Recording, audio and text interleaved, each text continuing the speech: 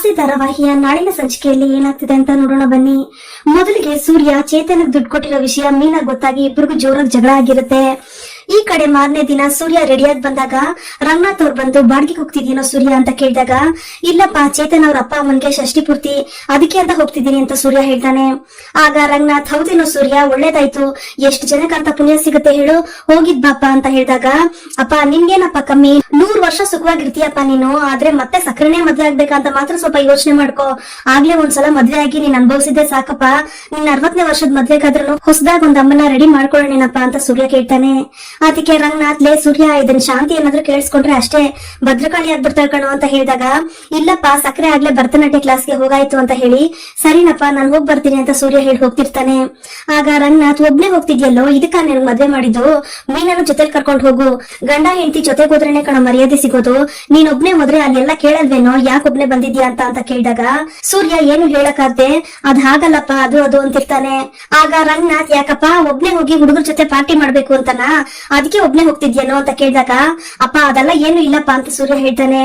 ಆಗ ನಿನ್ ಬಗ್ಗೆ ನನಗ್ ಗೊತ್ತಿಲ್ವೇನೋ, ಮದ್ವೆ ಮುಂಚೆ ಹೇಗಿದ್ರು ನಡೀತಿತ್ತು, ಆದ್ರೆ ಈಗ ಆಗಲ್ಲ ಅಲ್ಲ, ಯಾವುದೇ ಒಳ್ಳೆ ಕಾರ್ಯಗಳಿಗೆ ಹೋದ್ರು ಇಬ್ರು ಒಟ್ಟಿಗೆ ಹೋಗ್ಬೇಕು, ಮೀನನ್ನು ಜೊತೆ ಕರ್ಕೊಂಡು ಹೋಗು ಅಂತ ರಂಗನಾಥ್ ಅವ್ರು ಹೇಳ್ತಾರೆ. ಅದಕ್ಕೆ ಸೂರ್ಯ, ಇಲ್ಲಪ್ಪ ಅವಳಿಗೇನೋ ಸ್ವಲ್ಪ ಕೆಲಸ ಅಂತ ಹೇಳ್ತಿರುವಾಗ್ಲೇ ಮೀನಾ ರೆಡಿಯಾಗಿ ಬಂದು ಹೊರಡೋಣ್ರಿ ಅಂತ ಸೂರ್ಯನ್ ಕೇಳ್ತಾಳೆ. ಆಗ ರಂಗನಾಥ್, ಮೀನಾ ರೆಡಿ ಆಗ್ತಿದ್ದೆ ನಮ್ಮ ಇಷ್ಟೊತ್ತು, ಅವ್ನ್ ನೀನ್ ಬರ್ತೀಯ ಅಂತ ಹೇಳಲೇ ಇಲ್ವಲ್ಲ, ಹೇಳ್ಬೇಕಲ್ವೇನೋ ಸೂರ್ಯ ಅಂತ ಕೇಳಿದಾಗ, ನೀನ್ ನನ್ನ ಹೇಳೋಕೆ ಬಿಡ್ಲಿಲ್ವಲ್ಲಪ್ಪ ಅದಕ್ಕೆ ಹೇಳಿಲ್ಲ ಅಂತ ಸೂರ್ಯ ಹೇಳ್ತಾನೆ. ಆಗ ರಂಗನಾಥ್, ಸರಿಯಪ್ಪ ಇಬ್ರು ಖುಷಿಯಾಗಿ ಹೋಗ್ ಬನ್ನಿ ಅಂತ ಹೇಳಿದಾಗ, ಮಾವ ನಾವು ಹೋಗ್ ಬರ್ತೀವಿ, ಅಡ್ಗೆ ಮಾಡಿಟ್ಟಿದೀನಿ, ಊಟ ಮಾಡ್ಕೊಳ್ಳಿ ಅಂತ ಹೇಳಿ ಮೀನಾ ಹೋಗ್ತಾಳೆ. ನಂತರ ಸೂರ್ಯ, ಪರವಾಗಿಲ್ವಲ್ಲ ಈಗ್ಲಾದ್ರೂ ನನ್ ಬುದ್ಧಿ ಬಂತು ಅಂದಾಗ, ಯಾಕೆ ಅಂತ ಮೀನಾ ಕೇಳ್ತಾಳೆ.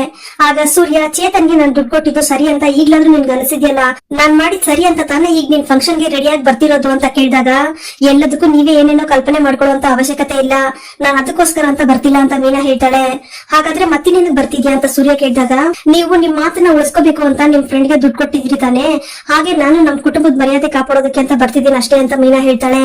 ಅದಕ್ಕೆ ಸೂರ್ಯ, ಅರ್ಥ ಆಗ್ಲಿಲ್ಲಲ್ಲ ನೀನ್ ಹೇಳಿದ್ದು ಅಂತ ಕೇಳಿದಾಗ, ಈಗ ನಾನ್ ಬರ್ಲಿಲ್ಲ ಅಂತಂದ್ರೆ ಹೆಂಡತಿ ಇಲ್ದೆ ಒಂಟಿಯಾಗಿ ಹೋಗ್ತಿದ್ದಾನೆ ಅಂತ ನಮ್ಮನೇನೆ ನಿಮ್ಗೆ ಅವಮಾನ ಆಗುತ್ತೆ, ಆಮೇಲೆ ಹೋದ್ ಜಾಗದಲ್ಲಿ ಕೂಡ ನಿಮ್ಗೆ ಅವಮಾನ ಆಗುತ್ತೆ, ಅದಾಗ್ಬಾರ್ದು ಅಂತ ಬರ್ತಿದ್ದೀನಿ ಅಷ್ಟೇ ಅಂತ ಮೀನಾ ಹೇಳ್ತಾಳೆ.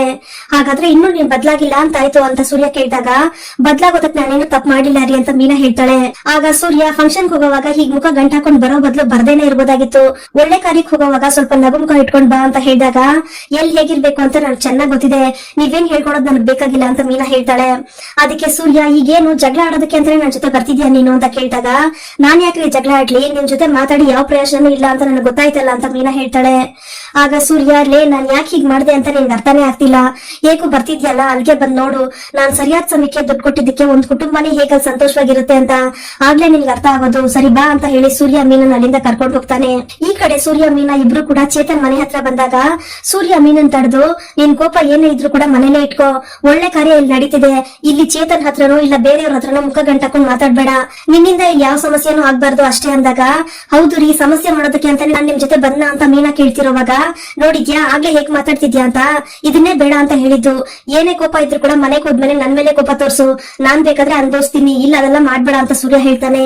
ಆಗ ಮೀನಾ, ರೀ ನಾನೇನ್ ಬುದ್ಧಿ ಇಲ್ದೆ ಇರೋಳಲ್ಲ, ಎಲ್ಲಿ ಹೇಗ್ ಮಾತಾಡ್ಬೇಕು ಅಂತ ನನಗೂ ಚೆನ್ನಾಗ್ ಗೊತ್ತಿದೆ ಅಂತ ಹೇಳಿದಾಗ, ಹಾಗಾದ್ರೆ ಮುಖನ ಸ್ವಲ್ಪ ನಗು ಮುಖದ ತರ ಇಟ್ಕೊ ಅಂತ ಸೂರ್ಯ ಹೇಳ್ತಾನೆ. ಅದಕ್ಕೆ ಮೀನಾ ಈ ಅಂತ ಹೇಳಿ ಸಾಕ ಅಂತ ಕೇಳಿದಾಗ, ಅಷ್ಟೆಲ್ಲ ಬೇಕಾಗಿಲ್ಲ, ಸ್ವಲ್ಪ ಕಡಿಮೆ ಮಾಡ್ಕೋ ಬಾ ಅಂತ ಹೇಳಿ ಇಬ್ರು ಒಳಗಡೆ ಹೋಗ್ತಾರೆ. ಈ ಕಡೆ ಚೇತನ್ ಎಲ್ರಿಗೂ ಊಟ ಬಡಿಸ್ತಿರ್ತಾರೆ. ಸೂರ್ಯ ಮೀನನ್ ನೋಡಿ ಬನ್ನಿ ಅಣ್ಣ ಅಂತ ಕರೆದಾಗ, ಇವ್ಳು ನನ್ ಹೆಂಡತಿ ನಮ್ಮ ಮೀನಾ ಅಂತ ಪರಿಚಯ ಮಾಡ್ಕೊಡ್ತಾನೆ ಸೂರ್ಯ. ಆಗ ಚೇತನ್, ನಿಮ್ ಬಗ್ಗೆ ನಮ್ಮ ಯಜಮಾನ್ರು ತುಂಬಾ ಹೇಳ್ತಿದ್ದಾರೆ ಮೀನಾ, ಇವತ್ತು ಈ ಫಂಕ್ಷನ್ ನಡೀತಿರೋದಕ್ಕೆ ಅಣ್ಣನೇ ಕಾರಣ ಅಂತ ಹೇಳಿದಾಗ, ಅಯ್ಯೋ ಬಿಡಮ್ಮ ಇದು ನಮ್ಮನೆ ಕಾರ್ಯಕ್ರಮ, ಎಲ್ಲ ಚೆನ್ನಾಗಾದ್ರೆ ಸಾಕು, ಹೌದು ಚೇತನ್ ಎಲ್ಲಮ್ಮ ಅಂತ ಸೂರ್ಯ ಕೇಳ್ತಾನೆ. ಆಗ ಚೇತನ್, ಅಯ್ಯೋ ಅದ್ಯಾಕಣ್ಣ ಕೇಳ್ತೀರಾ, ನೀವೇ ಹೋಗಿ ನೋಡಿ ಅಂತ ಹೇಳಿದಾಗ ಸೂರ್ಯ ಟೆಂಟಿಂದ ಹೋಗಿ ನೋಡ್ತಾನೆ.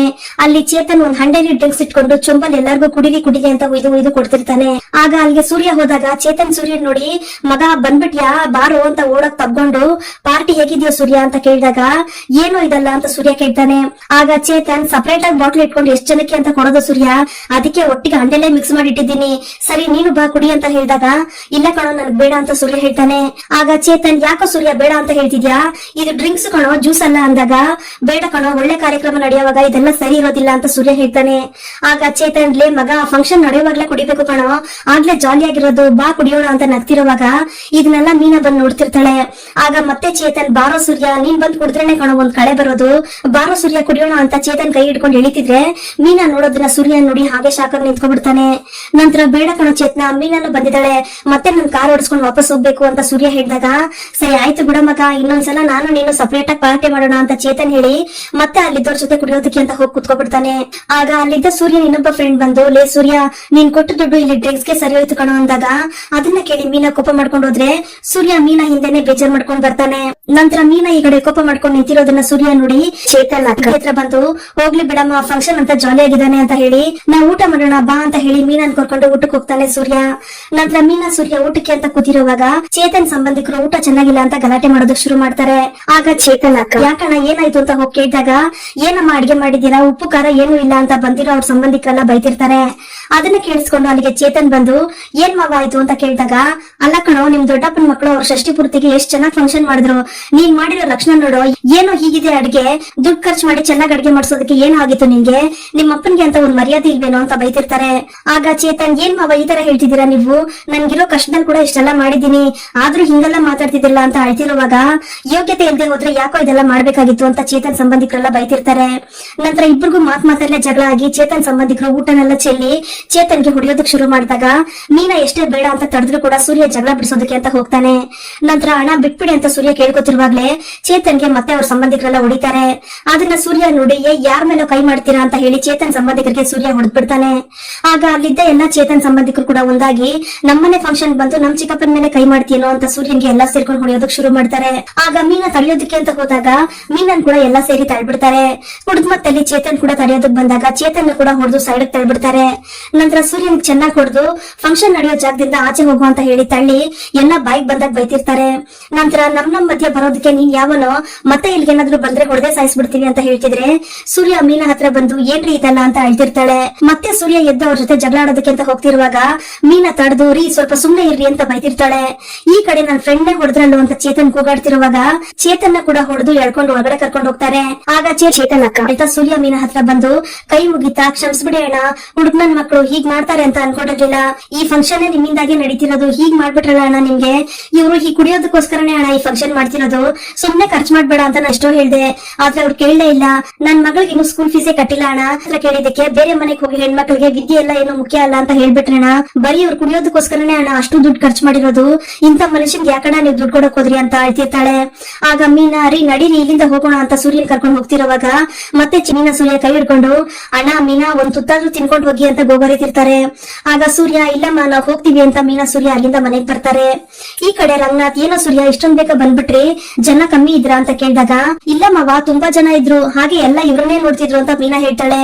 ಆಗ ರಂಗನಾಥ್, ಹಾಗಾದ್ರೆ ಎಲ್ಲ ಚೆನ್ನಾಗೈತೆ ನಮ್ಮ ಅಂತ ಕೇಳಿದಾಗ, ಹ್ಞೂ ಮಾವ ತುಂಬಾ ಚೆನ್ನಾಗಾಯ್ತು, ಅದ್ರಲ್ಲಿ ಇವ್ರಿಗೆ ಸಿಕ್ಕ ಮರ್ಯಾದೆ ಇದೆಯಲ್ಲ ಮಾವ, ಹಾಗೆ ರಾಜ್ ಮರ್ಯಾದೆ ಸಿಕ್ತು, ಚೇತನ್ ಅವ್ರ ಸಂಬಂಧಿಕರೆಲ್ಲ ಇವ್ರನ್ನ ತುಂಬಾ ಚೆನ್ನಾಗಿ ನೋಡ್ಕೊಂಡ್ರು ಅಂತ ಮೀನಾ ಹೇಳ್ತಾಳೆ.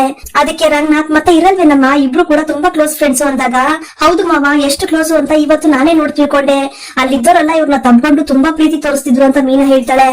ಆಗ ರಂಗನಾಥ್, ಪರವಾಗಿಲ್ವಲ್ಲ, ಈಗೆಲ್ಲ ಸಂಬಂಧಿಕರು ಎಲ್ಲೂ ಈ ತರ ನಡ್ಕೊಳ್ಳೋದಿಲ್ಲಮ್ಮ, ಇದೆಲ್ಲ ಅವರಿಬ್ರು ಸ್ನೇಹಕ್ಕೆ ಸಿಕ್ಕಿರೋ ಮರ್ಯಾದೆ, ಸೂರ್ಯ ಚೇತನ್ ಇಬ್ರು ಕೂಡ ಚಿಕ್ಕ ವಯಸ್ಸಿಂದನೂ ಒಳ್ಳೆ ಸ್ನೇಹಿತರು ಅಂದಾಗ, ಮಾವ ನೀವ್ ಅಲ್ಲಿಗೆ ಬಂದಿದ್ರೆ ತುಂಬಾ ಖುಷಿ ಪಡ್ತಿದ್ರಿ, ಅಷ್ಟ್ರ ಮಟ್ಟಿಗೆ ಇವ್ರನ್ನ ಅಲ್ಲಿ ಸ್ವಾಗತ ಮಾಡಿದ್ರು, ಗೊತ್ತಿರೋರು ಗೊತ್ತಿಲ್ದವ್ರು ಅಂತ ಎಲ್ಲಾ ಬಂದು ಇವ್ರಿಗೆ ದೊಡ್ಡ ಮರ್ಯಾದೆನೆ ಮಾಡಿದ್ರು ಅಂತ ಮೀನಾ ಹೇಳ್ತಿರುವಾಗ ಸೂರ್ಯ ಮೀನನ್ನೇ ಗುರಾಯಿಸ್ತಿರ್ತಾನೆ.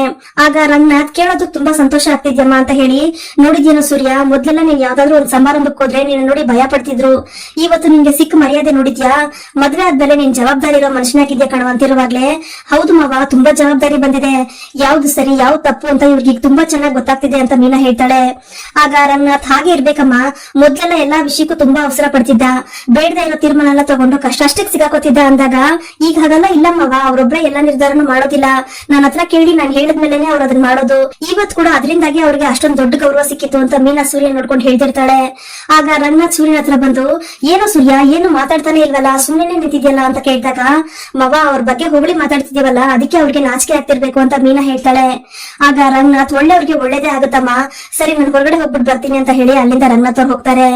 ನಂತರ ಸೂರ್ಯ ಬಂದು ಕೂತಿರೋವಾಗ ಅಲ್ಲಿಗೆ ಮೀನಾ ಬಂದು, ನಾನ್ ನಿಮ್ಮನ್ನ ಚುಚ್ಚು ಮಾತಾಡ್ದೆ ಅಂತ ಅನ್ಕೋಬೇಡಿ, ನನ್ ಮನ್ಸಲ್ಲಿ ಬೇಜಾರ್ನ ಆಚೆ ಹಾಕ್ಬೇಕಾಗಿತ್ತು, ಅದಕ್ಕೆ ಹಾಗೆ ಮಾತಾಡ್ದೆ ಅಷ್ಟೇ ಅಂತ ಹೇಳಿದಾಗ, ಅಪ್ಪನ ಹತ್ರ ಏನು ಹೇಳ್ದೆ ಇದ್ದಕ್ಕೆ ಥ್ಯಾಂಕ್ಸ್ ಅಂತಾನೆ ಸೂರ್ಯ. ಅದಕ್ಕೆ ಮೀನಾ, ಹೇಗ್ರಿ ಹೇಳಕ್ಕಾಗುತ್ತೆ, ಇಲ್ಲಿಂದ ಹೋಗೋವಾಗ್ಲೇ ನಾನು ಹೇಳಿದೆ ತಾನೆ, ನಿಮ್ ಜೊತೆ ನಾನು ಬರ್ಲಿಲ್ಲ ಅಂತಂದ್ರೆ ಕುಟುಂಬ ಗೌರವ ಇರಲ್ಲ ಅಂತ, ಆಗಿದ್ದೆಲ್ಲ ಆಚೆ ಹೇಳಕ್ ಕೇಳಿದ್ರೆ ನನ್ಗೂ ಅವಮಾನನೇ ಅಲ್ವೇನ್ರಿ, ಅದು ಅಲ್ದೆ ಮಾವನ್ ಕೇಳಿದ್ರೆ ಮಾವ ತುಂಬಾ ಬೇಜಾರ್ ಮಾಡ್ಕೋತಾರೆ ಅಂದಾಗ ಅಲ್ಲಿ ಬಂದಿದ್ದವರೆಲ್ಲ ನನ್ ಮೇಲೆ ಕೈ ಮಾಡ್ಬಿಟ್ರು. ನಾನು ನಿನ್ಗೋಸ್ಕರ ಅಂತ ಕುಡಿಲಿಲ್ಲ, ನಾನು 2 ರೌಂಡ್ ಕುಡ್ತಿದ್ದೆ ಅಂತಂದ್ರೆ ನನ್ ಮೇಲೆ ಕೈ ಮಾಡ್ದವ್ನ್ ಕೈಯೇ ಮುರಿದಾಕ್ಬಿಡ್ತಿದ್ದೆ ಅಂತ ಸೂರ್ಯ ಹೇಳ್ತಿರ್ತಾನೆ. ಅದಕ್ಕೆ ಮೀನಾ, ಏನ್ರಿ ಮತ್ತೆ ಅದೇ ತರಾನೇ ಯೋಚನೆ ಮಾಡ್ತಿದ್ದೀರಾ, ಕುಡಿದು ಅವ್ರ ಜೊತೆ ಜಗಳ ಆಡಿ ನನಗ್ ಕೂಡ ಅವಮಾನ ಆಗೋ ತರ ಮಾಡ್ಬೇಕಿತ್ತ ನೀವು ಅಂದಾಗ, ಇದೆಲ್ಲ ನಡೆಯುತ್ತೆ ಅಂತ ನನ್ಗೇನೆ ಗೊತ್ತಿತ್ತು ಅಂತ ಸೂರ್ಯ ಕೇಳ್ತಾನೆ.